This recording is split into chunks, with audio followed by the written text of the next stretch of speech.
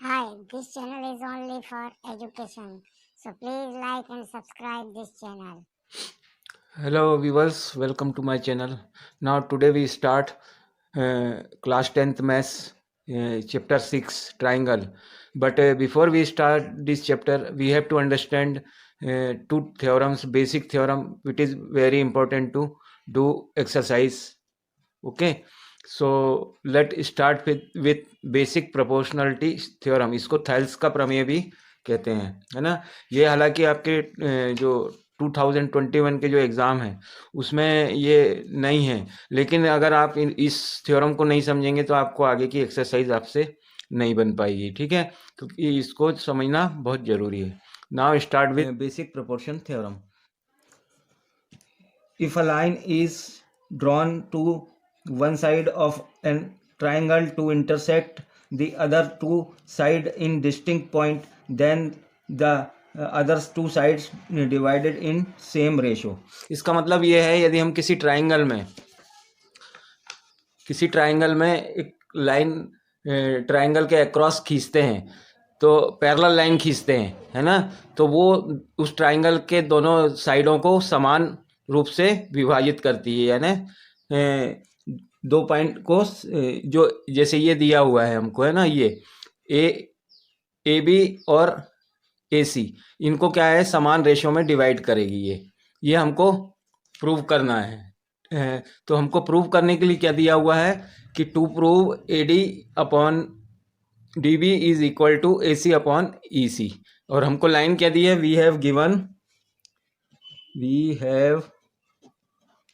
Given हमको दिया क्या है, हमको दिया है कि जो बी सी और डी ई ये क्या है, पैरेलल है। ये दोनों क्या है, पैरेलल है। ये दो हमको दिया हुआ है और हमको प्रूव करना है कि A D upon D B is equal to A E upon E C, ये हमको प्रूव करना है। तो इसके लिए हमने एक कंस्ट्रक्शन किया है। तो कंस्ट्रक्शन क्या किया है हमने, ये तो हमने ट्राइंगल बना लिया, ठीक है। अब ये डी से ई को हमने ये पैरेलल लाइन बना ली, ये तो हो गया हमारा कंस्ट्रक्शन। अब उसमें कुछ हम एक्स्ट्रा कंस्ट्रक्शन करेंगे, क्योंकि हमको ये प्रूव करना है, ये दोनों रेशो को प्रूव करना है। उसके लिए हमको क्या करना पड़ेगा, एरिया निकालना पड़ेगा। अलग अलग एरिया, दोनों ट्राइंगल के एरिया अलग अलग निकाल के फिर हमको रेशो उनका प्रूव करना पड़ेगा। तो उसके लिए हम कंस्ट्रक्शन क्या करते हैं कि बी ज्वाइंटेड टू ई, है ना, B jointed to E, to E B, ठीक है। दूसरा कंस्ट्रक्शन क्या करते हैं, सी ज्वाइंटेड टू डी। ये दो ज्वाइंट कंस्ट्रक्शन करेंगे और ऊपर क्या करेंगे, E N perpendicular to A D, E N perpendicular to A D, ये लाइन हमने बना ली। ई एन, ये वाली ई और एन, ये परपेंडिकुलर टू क्या है, ए डी के परपेंडिकुलर है। दूसरा है D F perpendicular to A E, D F perpendicular to A E, ये दो हो गई लाइन, है ना। अब ये कंस्ट्रक्शन कर लिया। अब हमको क्या करना पड़ेगा, इनके रेशो प्रूव करना है। तो हम इनके जो एरियाज हैं उनके रेशो निकालेंगे। तो सबसे पहले हम लेंगे triangle A D E, triangle A D ई हमको चाहिए। ये देखो प्रूफ क्या करना, ए डी बटे डी बी, ए डी बटे डी बी। तो जिस ट्राइंगल में ए डी आएगा बेस में, वो हम पहले लेंगे। तो ए डी किस में आ रहा है, ये देखो ये वाला ट्राइंगल ए डी और ई। तो triangle A D E,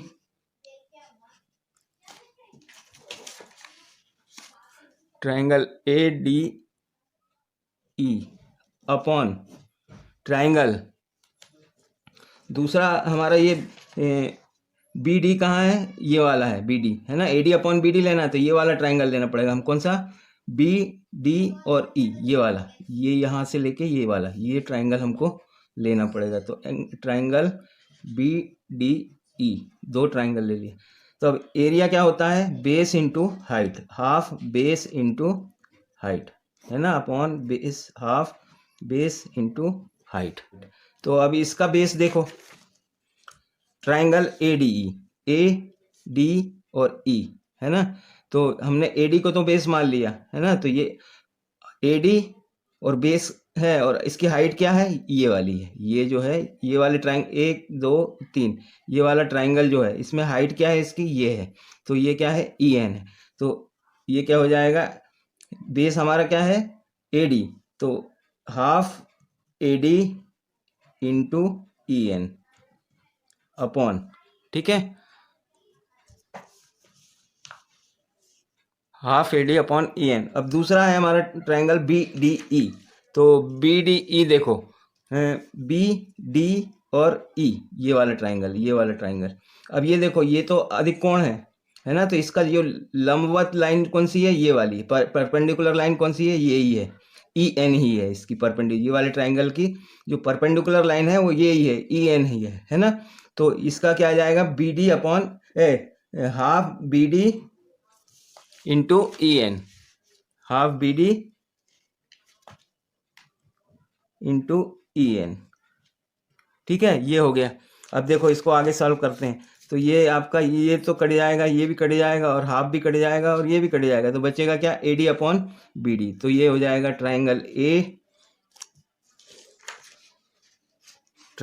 ADE upon triangle BDE is equal to AD upon BD।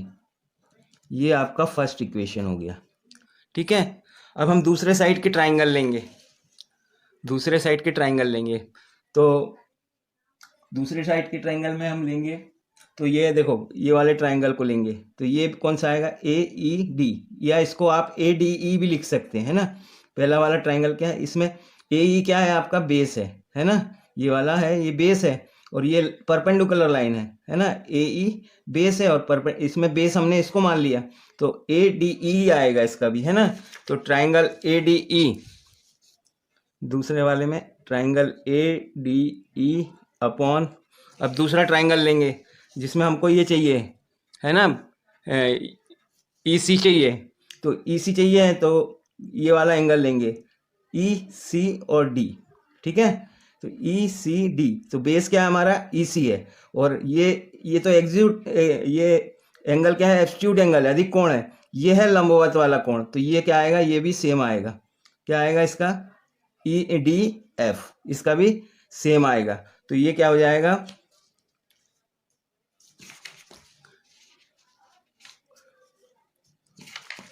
ये हो जाएगा ट्राइंगल CED या CDE ले लो आप, है ना, इज इक्वल टू, अब ADE में हमने बेस ये वाला माना है ना, तो बेस ये है, तो हाफ बेस इंटू परपेंडिकुलर, क्या है परपेंडिकुलर, क्या हमारा DF है ना, तो ये क्या हो जाएगा,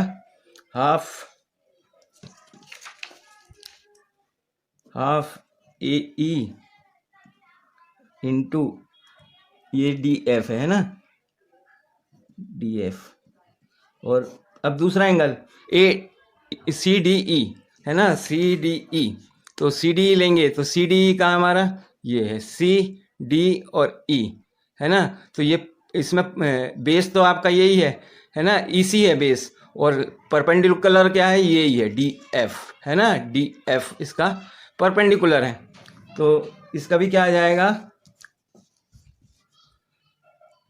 हाफ EC इंटू DF, तो ये DF और ये DF कट जाएगा, ये हाफ और ये हाफ कट जाएगा, तो ये क्या हो जाएगा, triangle ADE upon triangle CDE is equal to, क्या हो जाएगा, AE अपॉन EC, ठीक है।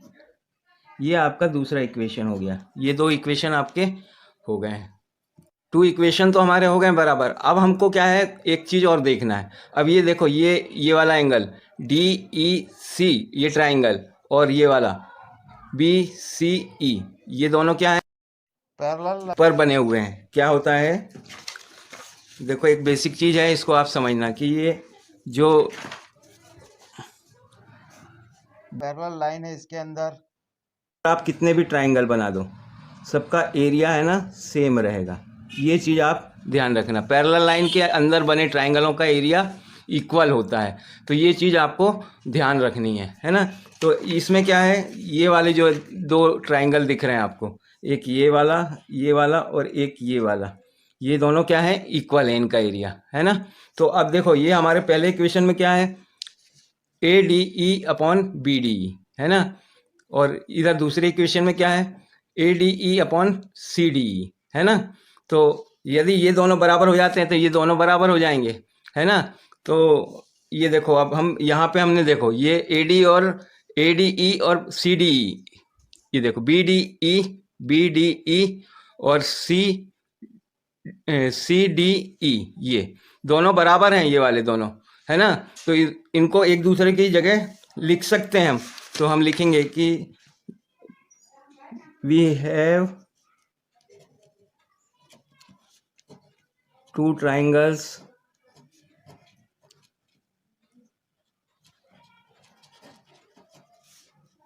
Under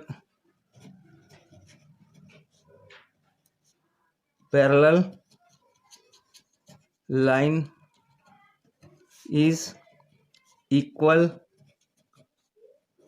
in area। दोनों लाइन इक्वल में एरिया में इक्वल होंगे, तो इसका मतलब क्या है, triangle B D E is equal to triangle C D E. तो ये दोनों इक्वल हो गए, ये आपका तीसरा इक्वेशन हो गया, है ना।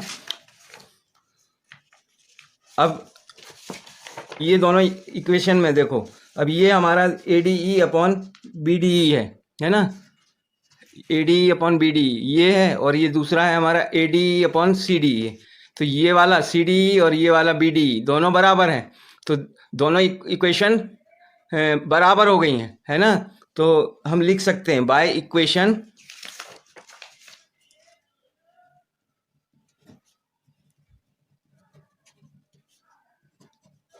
वन टू एंड थ्री, हम क्या हो गया, ये ट्राइंगल के एरिया दोनों के बराबर हैं, तो हम ये लिख सकते हैं कि A D upon D is equal to A E upon E सी।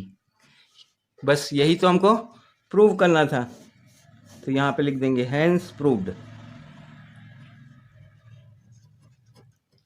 आया आपको समझ में, ठीक है।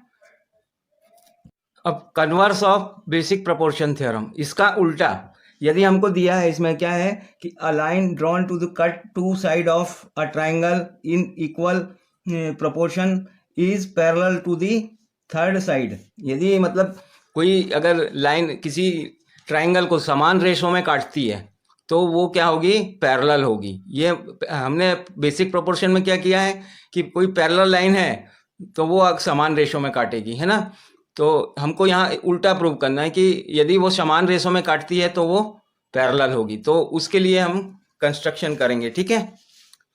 तो हमको क्या है, प्रूव क्या करना है, B C parallel to D, और हमको दिया क्या है, वी हैव गिवन, हमको दिया है A E upon A D upon D E is equal to A E upon E C, ठीक है। ये हमारा फर्स्ट इक्वेशन, हम इसको मान लेंगे, ठीक है। ये हमको दिया है, ठीक है। अब कंस्ट्रक्शन क्या करेंगे, कंस्ट्रक्शन क्या करेंगे, ज्वाइंट डी टू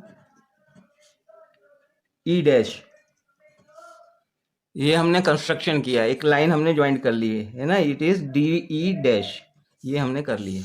अब क्या करेंगे, इसको प्रूफ करने के लिए क्या करेंगे, प्रूफ क्या करना है ना, let E is D E is not parallel to B C. हम ये क्या मान लेंगे, ये वाली जो लाइन दी है ये not parallel to B C के नॉट पैरेलल है ना। तो अब हम इसके लिए क्या करेंगे, अब हमने मान लिया कि D E dash is parallel, हम क्या मानेंगे कि D E dash is parallel to B C. ठीक है, हम ये वाली लाइन पैरेलल नहीं है, ये वाली लाइन पैरेलल है, हम ये मान ले रहे हैं, है ना।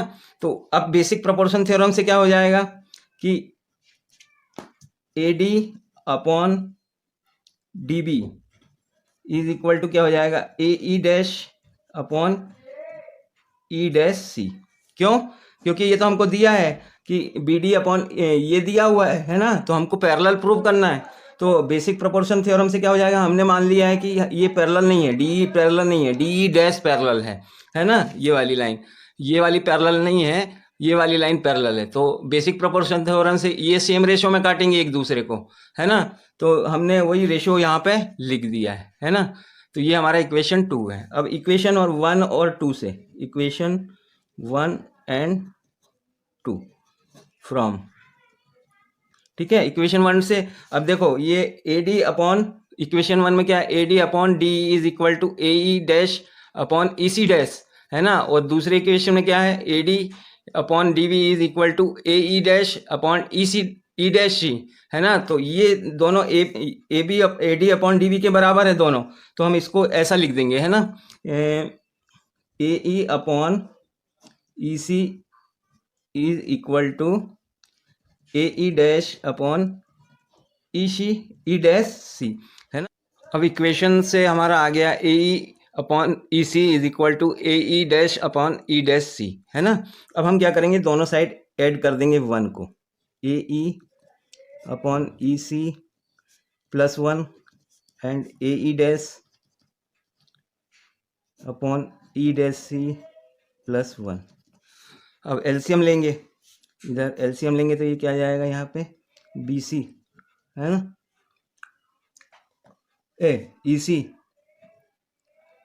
ई सी आ जाएगा, और यहाँ आ जाएगा A E plus E C, और इधर लेंगे तो क्या आएगा, ए E dash upon E C E dash सी, और प्लस में आ जाएगा ई डैश सी।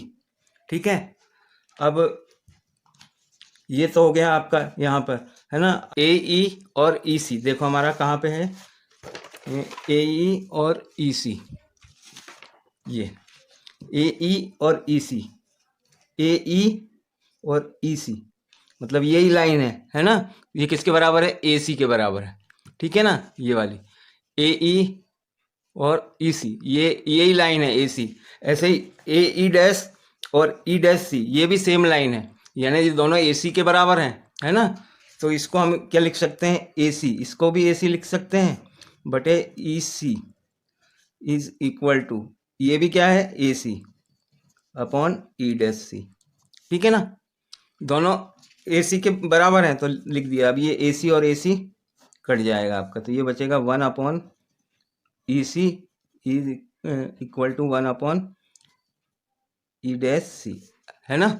अब इसको क्रॉस मल्टीप्लाई करेंगे तो क्या आ जाएगा, E dash C is equal to E C. अब ये दोनों लाइन कब बराबर होंगी, ये दोनों लाइन कब बराबर होंगी, ए ई डैश और ए ई, और ई डैश सी और ई सी, ये कब बराबर हो सकती हैं, जब दोनों एक ही जगह पे हों, है ना। यानी ये ई पे ही होंगी, जब तो ये दोनों बराबर आई हैं, है ना। हमारी आई है ना, E dash C is equal to E C, है ना। तो ये दोनों लाइन एक ही पॉइंट पे हैं, ये दोनों लाइन, ये ई डैश सी और इज इक्वल टू ई सी, तो मतलब इसका मतलब क्या है, ये ई डैश और ई दोनों एक ही पॉइंट पे हैं, है ना। इससे ये कंक्लूजन निकलेगा हमारा, that means E and E dash is at a same point, दोनों सेम पॉइंट पे हैं, so that D E is parallel to B C. अब दोनों एक ही पॉइंट पे हैं तो पैरेलल तो होंगे ही, अब है ना, दोनों समान रेशो में ही काट रहे हैं, है ना। तो ये हमारा प्रूव हो गया।